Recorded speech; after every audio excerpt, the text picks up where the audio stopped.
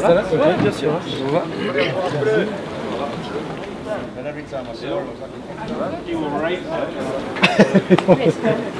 Bonsoir Fraissinet, merci d'être présent. Lors de la tournée de votre dernier album Voyeur, vous avez énormément voyagé, surtout au Costa Rica, Panama et Nicaragua. Pourquoi avoir choisi ces pays en tant qu'artiste francophone?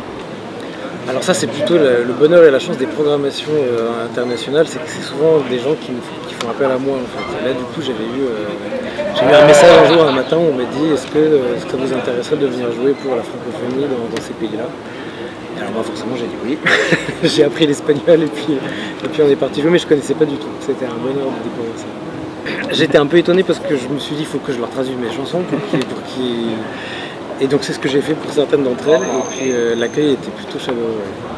Que représente le festival Sciences sous les étoiles pour vous? Pour moi, Sciences et les étoiles, c'est un festival qui est assez particulier parce qu'il est juste en dessous de là où j'ai appris à faire du ski. Pour moi, il y a un truc un peu qui sent la maison en fait autour d'ici. Donc j'étais assez impatient de venir jouer ici.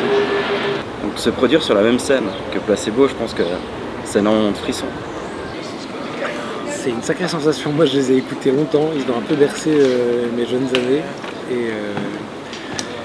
Et alors, je sais pas ce qui est le plus étonnant de se dire qu'on va jouer sur la même scène ou que je vais pouvoir regarder tous leurs spectacles depuis les backstage. Je sais pas encore ce que je vais trouver le plus incroyable, mais je suis assez impatient de les Notre chanceux aussi.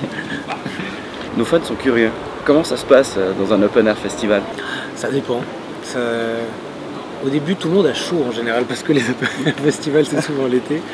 Et puis après, c'est quand le soleil s'en va, qu'on ouvre les frigidaires et puis qu'on commence à jouer au ping-pong.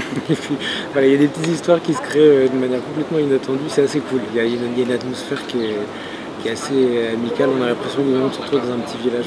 Il y a le côté hyper speed du festival et puis le côté petit village avec les plantes et puis le soleil qui devient orange tout doucement. Racontez-nous votre plus belle expérience musicale dans votre carrière. En tout cas, un top 3. Je sais pas si c'est facile de mettre J'arriverai pas à faire une hiérarchie, un classement. Mais j'ai un peu du mal à...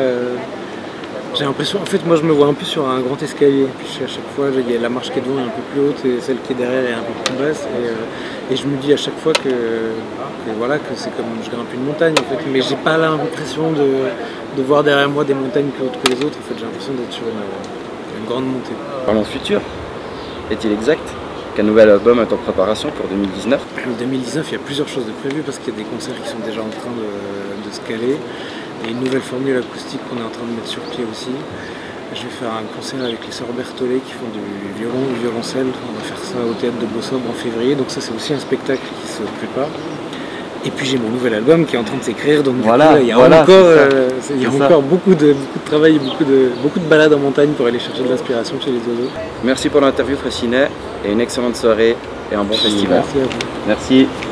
Merci infiniment.